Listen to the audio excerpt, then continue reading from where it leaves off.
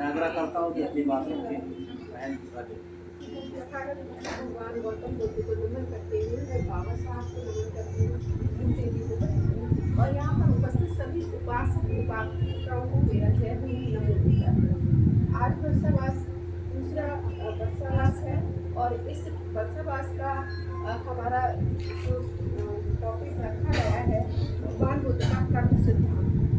तो भगवान बुद्ध ने हमको कर्म सिद्धांत में जो दिया है कि हमें क्या कर्म करना चाहिए और किस मापदंडों को माप के हमें चलना चाहिए, तो इससे हमारा जीवन बहुत ही सरल और सुगम हो जाएगा। क्योंकि प्रत्येक व्यक्ति सुखी रहना चाहता है और वो चाहे भले किसी को दुख मिल जाए लेकिन उसको सुख मिलना चाहिए, वो यही सोचता है। लेकिन भगवान बुद्ध ने ये कहा है कि आप अगर सुखी रहना चाहते हैं तो आप पंचशील का पालन करेंगे, उसमें 4 आर्य शक्तियों को भी मानेंगे और अष्टांगिक मार्ग को भी मानेंगे। लेकिन जब हम जो अन्य धर्म है उनमें यही कहा गया कि आप सुखी हो जाओ, भले ही दूसरे की बलि देनी पड़े। लेकिन ये बहुत बुद्ध ने हमें जो धर्म दिया है उसमें ये बताया गया है कि जो हमारा मनुष्य और मनुष्य के साथ जो संबंध है, जो प्रेममय संबंध है, करुणामय संबंध है, यही हमारा धर्म है। जब तक हम एक दूसरे के प्रति करुणामय नहीं होंगे, प्रेममय नहीं होंगे, तो हम अपने जीवन के निर्मल पथ पर आगे नहीं बढ़ पाएंगे।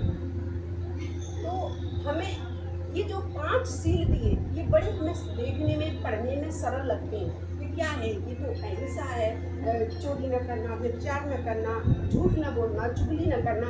मगर जब हम अपने जीवन में उतार के केवल एक झूठ का ही ले लीजिए, सुबह से शाम तक हम कितनी भी कोशिश करें कहीं न कहीं झूठ बोल ही जाता है।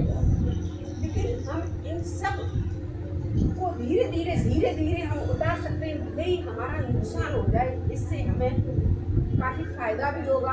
और घर में जब ये हमारे दूसरों के व्यवहार में आ जाएगा तो जो घटनाएं अभी हमारे आचार्य जी ने बताई कि वहाँ देखो चूहों की दवा खा गई एक मैडम का जो भी उन्होंने करी है, बड़ा दुख है इस बात का।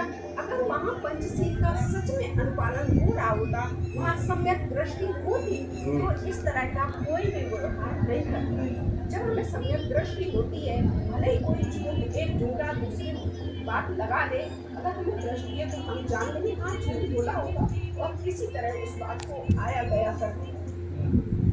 तो घर के लोगों में इतनी सम्यक दृष्टि अपने बच्चों के प्रति, अपने जो मेंबर हैं उनके प्रति होनी चाहिए और विश्वास भी होना चाहिए। जब विश्वास टूटता है तभी कोई व्यक्ति ऐसा कदम उठाता है। जहाँ भी जो भी या हमारे बच्चे हैं, जब उनको विश्वास रहता है कि हमारे माँ बाप हमारे फिक्र में नहीं है या हमारा ऐसा नहीं कर रहे हैं, तब वो भी इस तरह के कदम उठाते हैं।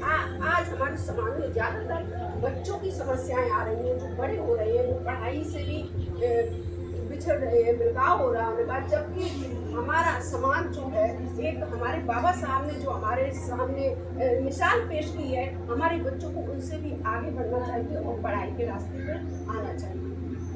तो जो सम्यक दृष्टि जब हम रखेंगे, सम्यक दृष्टि का मतलब होता है जो जैसी चीज है उसको वैसा ही मानना, वैसा ही कहना, वैसा ही बताना। ये नहीं कि एक व्यक्ति आया है, माँ बैठी हुई है और उसने बहू के खिलाफ जाने क्या क्या बता दिया और उसने मान लिया। ठीक है, आप उनके प्रति प्रेम रखिए और माँ के प्रति प्रेम रखिए, उनमें आपस में कितनी भी कटुता हो, लेकिन आप दोनों को दृष्टि को रखते हुए देखिए, ना उनको कष्ट हो ना उनका कष्ट हो, और जहाँ तक वो समझाने की कोशिश करें। और यही बात महिलाओं को भी करनी चाहिए, जो भी वो इन चीज़ों को मिटाना चाहिए, तभी हमारा समाज आगे बढ़ेगा। और अभी जो किरण मैडम जी ने कहा कि हमारी जो बातें हैं, हम लोग तो पढ़े लिखे हुए हैं, यहाँ पर कर लेते हैं, आप हमें बताते हैं, हम आपको बता देते हैं, हम लोग किताबों में भी पढ़ लेते हैं। लेकिन असली जो समाज हमारा जो गाँव में है, जो अंधविश्वास में गहराई से जड़े गाड़े हुए हैं, उसको समझाने पर एक बात समझ में नहीं आती। हम लोगों को एक मीटिंग करके ऐसा करना चाहिए, एक गाँव चुनना चाहिए और एक संडे छोड़ के एक संडे को हमें लोगों को वहाँ जाना चाहिए, भले ही अपने ही उस पर जाए, वहाँ कोई तैयार नहीं होता है खर्चा करने के लिए, तो वहाँ जाके इस प्रकार का प्रोग्राम रखना चाहिए, बच्चों को भी शिक्षा देनी चाहिए। आप वीडियो में दिखाते देखिए 108 साल के बाबा ने बिना छुए दीपक जला दिया और नीचे जय श्री राम जय जय उनके भागते हुए। हमें इन अंधविश्वासों से बच्चों को बचाना है, तो अपनी बात अगर हम नहीं पहुंचाएंगे तो वो उस दलदल में चले जाएंगे। उससे बचाने के लिए हमें अपनी बात उन तक पहुंचानी है।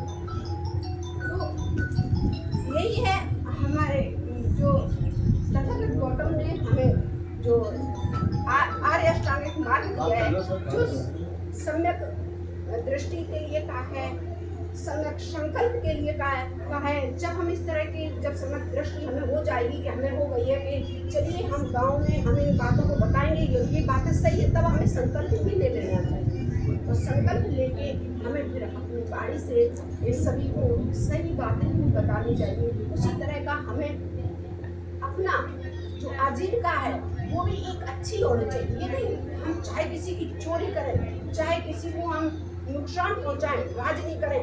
हमें मेरी आजीविका, मेरे पास पैसा होना चाहिए, मेरे पास गाड़ी होनी चाहिए, मेरे पास सब कुछ होना नहीं। हमारी आजीविका भी एक अच्छी होनी चाहिए जो पंचशील से मेल खाती हो। हमारा ऐसा ही पैसा आना चाहिए, तभी हमारी पीढ़ियाँ आगे बढ़ेंगी, तभी सद्गुरु के मार्ग पर चलेंगे।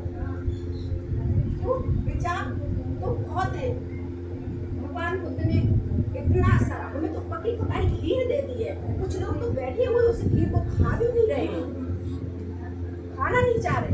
पंचशील हमको बता दिया, अष्टांगिक मार्ग हमको बता दिया, बाह्यताएं हमको बता दी, हम कहीं ना जाएं। वो भटक भटक के उन्होंने इतने सारे शरीर को कलेश दिया और राजभोग भी होगा।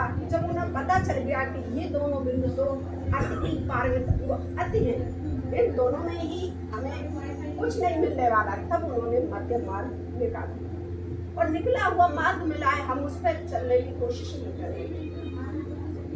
तो हम लोगों को अपने इन बातों को, पंचशील को, अष्टांगिक मार्ग को, कर्म के सिद्धांत को सभी लोगों को बताना चाहिए।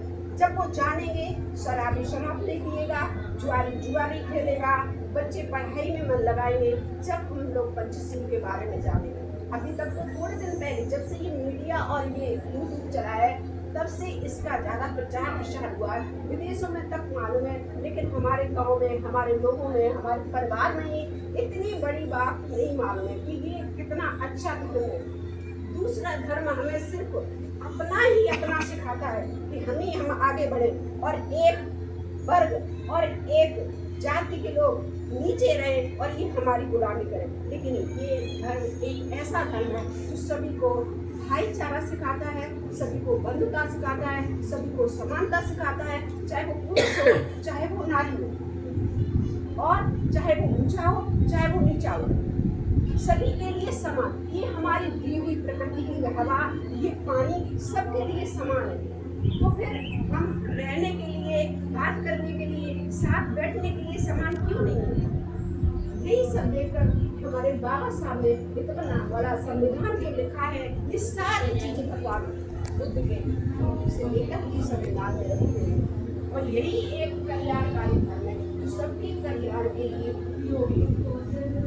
और भविष्य में इस धर्म में ही सारे लोग जानते जा रहे हैं, वो आते जा रहे हैं और जुड़ते जा रहे हैं। जब वो दिन दूर नहीं होगा जब विश्व में यही धर्म का परचम लहराएगा।